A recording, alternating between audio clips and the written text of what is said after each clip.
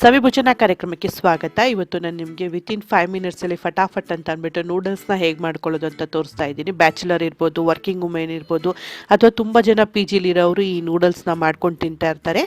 ಅದನ್ನು ಹೇಗೆ ಹೆಲ್ತಿಯಾಗಿ ನಾವು ಮಾಡ್ಕೊಂಡು ತಿನ್ನೋದು ಅಂತ ತೋರಿಸ್ತಾ ಇದ್ದೀನಿ. ನೋಡಿ, ಮೊದಲಿಗೆ ಒಂದು ದೊಡ್ಡ ಪಾತ್ರೆಯಲ್ಲಿ ಸ್ವಲ್ಪ ನೀರನ್ನು ಹಾಕ್ಕೊಂಡು ಕಾಯಿಸ್ಕೊಂಡಿದ್ದೀನಿ. ಇದಕ್ಕೆ ರುಚಿಗೆ ತಕ್ಕಷ್ಟು ಸ್ವಲ್ಪ ಉಪ್ಪು, ನಂತರ 1 ಸ್ಪೂನಷ್ಟು ಎಣ್ಣೆ ಹಾಕ್ಕೊಳ್ತಾ ಇದ್ದೀನಿ. ಇವತ್ತು ನಾನು ಸೂರ್ಯ ನೂಡಲ್ಸ್ ಬಳಸ್ತಾ ಇದ್ದೀನಿ. ಈ ಸೂರ್ಯ ನೂಡಲ್ಸ್ ಬಂದು ಗೋಧಿ ಹಿಟ್ಟಿನಿಂದ ಮಾಡಿರೋಂಥ ನೂಡಲ್ಸು, ತುಂಬಾ ಆರೋಗ್ಯಕ್ಕೆ ಒಳ್ಳೆಯದು. ಈ ಪ್ಯಾಕೆಟಲ್ಲಿ 1/4 ಭಾಗದಷ್ಟು ನೂಡಲ್ಸ್ ಮಾತ್ರ ನಾನು ಇವತ್ತು ಉಪಯೋಗಿಸ್ಕೊಳ್ತಾ ಇದ್ದೀನಿ. ಇದನ್ನು ಹಾಕ್ಕೊಂಡು ಚೆನ್ನಾಗಿ ಬೇಯಿಸ್ಕೊಬೇಕು. ಈ ರೀತಿ ಒಂದು ಸ್ಪ್ಯಾಚುಲ ಸಹಾಯದಿಂದ ನೀಟಾಗಿ ಮಿಕ್ಸ್ ಮಾಡಿಕೊಂಡು ಈವನ್ ಆಗಿ ಕುಕ್ ಆಗಿದೆಯಾ ಏನು ಅಂತ ಚೆಕ್ ಮಾಡ್ಕೊಳ್ತಾ ಇರಿ.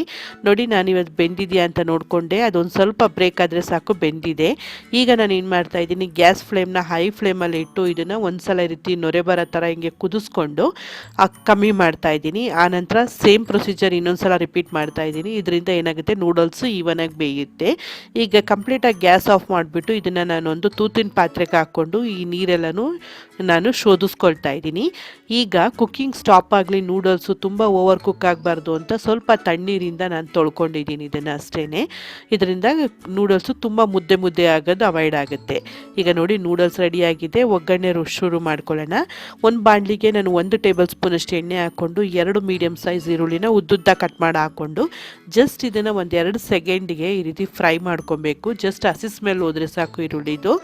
ಈಗ ಇದಕ್ಕೆ ನಾನು ಕಟ್ ಮಾಡಿ ಇಟ್ಕೊಂಡಿರೋಂಥ ತರಕಾರಿ ಹಾಕ್ಕೊಳ್ತಾ ಇದ್ದೀನಿ. ಇಲ್ಲಿ ನಾನು ಕ್ಯಾರೆಟ್, ಬೀನ್ಸ್ ಮತ್ತು ಕ್ಯಾಪ್ಸಿಕಮ್ನ ಉದ್ದುದ್ದಾಗೆ ಈ ರೀತಿ ತೆಳುವಾಗಿ ಕಟ್ ಮಾಡ್ಕೊಂಡಿದ್ದೀನಿ. ಈಗ ತರಕಾರಿ ಬೇಯೋಷ್ಟು ಮಾತ್ರ ಉಪ್ಪನ್ನ ಹಾಕ್ಕೊಂಡು ಇದನ್ನು ಹೈ ಫ್ಲೇಮಲ್ಲಿ ಇಟ್ಕೊಂಡು ಚೆನ್ನಾಗಿ ಇದನ್ನು ಕ್ರಂಚಿ ಆಗೋ ತನಕನೂ ಈ ತರಕಾರಿಗಳೆಲ್ಲನೂ ಚೆನ್ನಾಗಿ ಫ್ರೈ ಮಾಡ್ಕೊಬೇಕು. ತರಕಾರಿ ತುಂಬ ಓವರ್ ಕುಕ್ ಆಗಿರಬಾರ್ದು.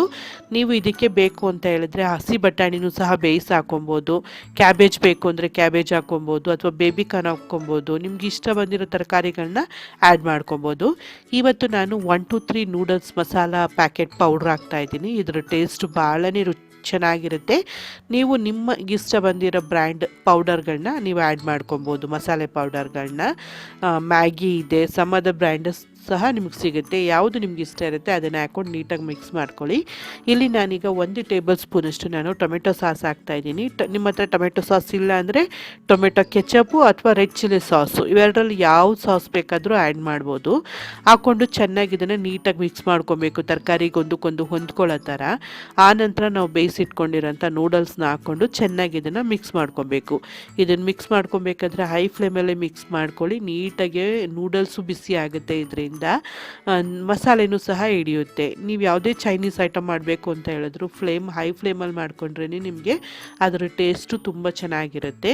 ಇದನ್ನು ನೀಟಾಗಿ ಈ ರೀತಿ 2 ಸ್ಪ್ಯಾಚುಲ ತೊಗೊಂಡು ನೀಟಾಗಿ ಮಿಕ್ಸ್ ಮಾಡ್ಕೊಂಡು ಸರ್ವ್ ಮಾಡ್ಬೋದು. ಇದನ್ನು ಬ್ಯಾಚುಲರ್ಸ್ಗಳಿರ್ಬೋದು, ಅಥವಾ ವರ್ಕಿಂಗ್ ವುಮೆನ್ ಇರ್ಬೋದು, ಅಥವಾ ಪಿ ಜಿಲಿ ಸ್ಟೇ ಮಾಡ್ತಾ ಇರೋರು ಈ ರೆಸಿಪಿ ತುಂಬಾ ಹೆಲ್ತಿ. ಯಾಕಂದರೆ ತುಂಬಾ ತರಕಾರಿ ಎಲ್ಲ ಇದೆ, ಹಾಗೆ ನಾಲ್ಗೆಗೂ ಒಳ್ಳೆ ರುಚಿ ಕೊಡುತ್ತೆ. ಖಂಡಿತವಾಗ್ಲೂ ಟ್ರೈ ಮಾಡಿ. ಲಾಸ್ಟಲ್ಲಿ ಸ್ವಲ್ಪ ಕೊತ್ತಂಬರಿ ಸೊಪ್ಪಿಂದ ಗಾರ್ನಿಷ್ ಮಾಡಿ ನಾನು ಸರ್ವ್ ಮಾಡ್ತಾಯಿದ್ದೀನಿ. ನೋಡಿ, ಬಿಸಿಯಾದಂಥ ವೆಜಿಟೇಬಲ್ ನೂಡಲ್ಸ್ ರೆಡಿಯಾಗಿದೆ. ಖಂಡಿತವಾಗ್ಲೂ ಈ ರೆಸಿಪಿನ ಟ್ರೈ ಮಾಡಿ. ಹೇಗೆ ಬಂದಿದೆ ಅಂತ ನಿಮ್ಮ ಅನಿಸಿಕೆ ಅಭಿಪ್ರಾಯಗಳನ್ನ ಕಮೆಂಟ್ ಮಾಡೋದು ಮರಿಬೇಡಿ. ಈ ವಿಡಿಯೋ ನಿಮ್ಗೆ ಇಷ್ಟ ಆದರೆ ಲೈಕ್, ಶೇರ್, ಹಾಗೆ ನನ್ನ ಚಾನಲ್ಗೆ ಸಬ್ಸ್ಕ್ರೈಬ್ ಆಗೋದು ಮರಿಬೇಡಿ. Thanks a lot for watching.